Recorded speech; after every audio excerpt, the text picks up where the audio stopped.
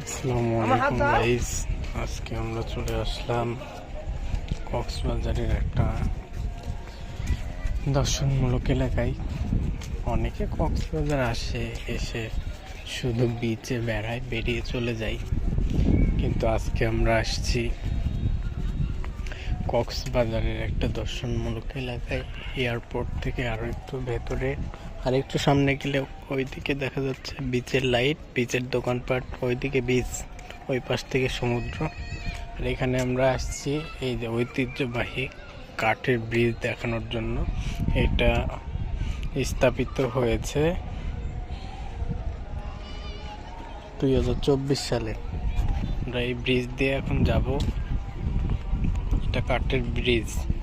কক্সবাজারের যে কাঠের ব্রিজ আছে, এটা কি কেউ বিশ্বাস করতে পারবে? এতে ব্রিজ আমরা যাচ্ছি। এটাও কিন্তু সমুদ্রের একটা অংশ। এটাও এই বরাবর পানি আসে, এখন পানি নেই। 12 ঘন্টা পর পর পানি ওঠানামা করে, তো এই জন্য এটার এই অবস্থা।